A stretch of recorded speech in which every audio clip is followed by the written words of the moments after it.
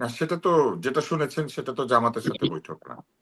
হুম যেটা হুম। শুনেছেন কিন্তু সেটা জামাতকে নিয়ে বৈঠক, জামাত প্রসঙ্গে কথা জামাতকে বলতেছি। নিয়ে। এখন আপনি ধরেন আপনি একজন নারী সাংবাদিক, ওখানে কয়েকজন নারী সাংবাদিক ছিল, সেরকম আপনিও যদি দাওয়াত পেতেন, আপনার সামনে বাকি নারী সাংবাদিক এবং কয়েকজন নাকি পুরুষও ছিলেন এখানে শুনেছি, হ্যাঁ। সাংবাদিকদের সাথে আড্ডার ছলে আলাপ হয়েছে, কেউ একজন সেটা রেকর্ড করেছেন।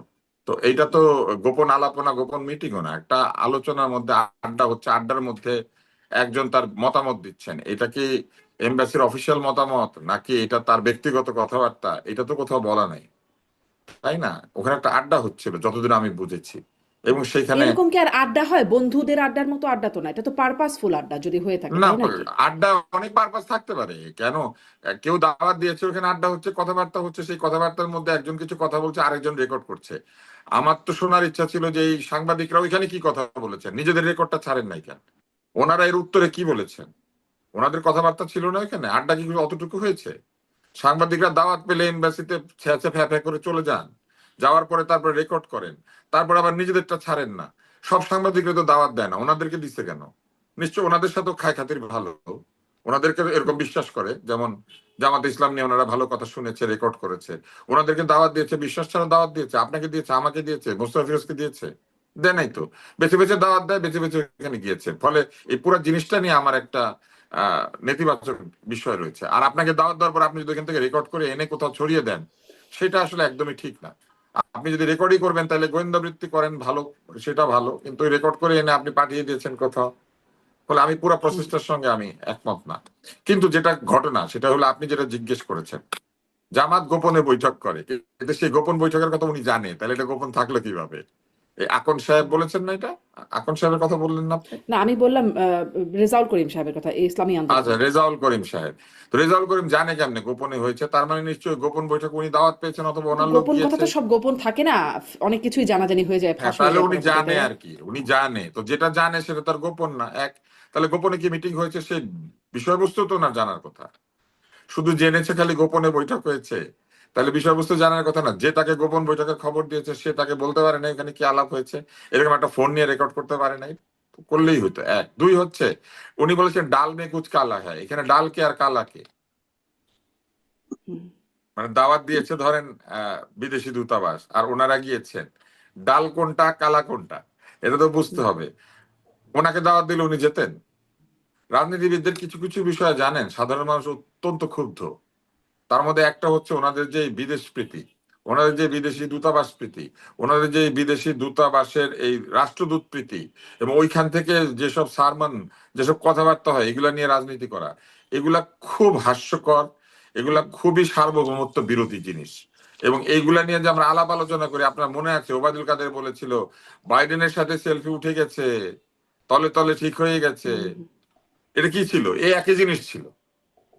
আমাদের সমস্ত দলগুলি এই বিদেশিদের সাথে গোপনে গোপনে কিংবা আপনে আপনে অথবা ওপেনে ওপেনে বৈঠক করাকে খুবই ভালোবাসে।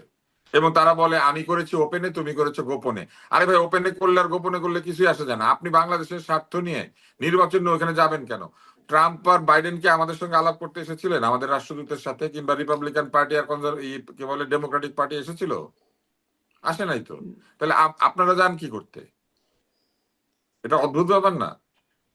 এটা হচ্ছে দ্বিতীয় কথা। তৃতীয় কথা হচ্ছে, উনি বলেছেন জামাত গোপনে বৈঠক করে। 2 দিন আগে উনি জামাতের সাথে ছিলেন। গোপন বৈঠকগুলি কবে হয়েছে? ওনারা যখন ছিল তখন, না ওনারা যখন ছেড়ে দিয়েছে তখন? তাই না? ওনারা থাকা অবস্থায় গোপন বৈঠক হয়ে থাকলে ওনারা তখন বলেন নাই, ওনারা ছেড়ে দেওয়ার পর বলছেন, এবং এটাই সবচেয়ে ভালো এক্সপ্লানেশন। কারণ নিশ্চয়ই এই গোপন বৈঠক যখন জোটে ছিল ওনারা জানতো, এইভাবে উনি জেনে গিয়েছে যে জামাত গোপনে গোপনে বৈঠক করে। আর যখন জোট ছেড়ে দিয়েছেন তখন বের হয়ে এসে উনি বলছেন জামাত গোপনে গোপনে বৈঠক করে। থাকা অবস্থায় বলতেন, যেমন একটু আগে আমি জামাতকে বললাম আমরা, যে থাকা হুম। অবস্থায় যখন মন্ত্রী ছিলেন তখন দুর্নীতির প্রতিবাদ করতেন, তাই না? একই কথা বিএনপিকেও বলা যায়, যে যখন জামাত আপনাদের সাথে ছিল তখন বলতেন তারা স্বাধীনতা বিরোধী। কেউই স্বার্থের সময় তার কথাটা বলে না। বন্ধু যখন বউ লইয়া হুম। আমার বাড়ির সামনে দিয়া রঙ্গ কইরা হাইটটা যায়, তখনই বুকটা ফাইটটা যায়, কিন্তু তার আগে কিন্তু বুকটা ফাটে না।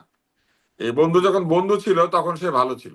কিন্তু বন্ধু তখন হয়তো বুক তখনও, ফাটে তবু মুখ ফোটে না, ওই যে আছে না হ্যাঁ মানে সেরকম মুখে তখন, ফোটে না। হ্যাঁ কিন্তু এই জি। ঘটনাটা তো এইটাই, এখন বন্ধু যখন রঙ্গ কইরা এনসিপির সাথে লইয়া আমার বাড়ির সামনে দিয়ে হাইটা যায়, তখন বুকটা ফাইটা যায়। আবার আমার বন্ধু যখন আমাকে ছাইরা আমারই সমালোচনা করে, তখন বুকটা ফাইটা যায়।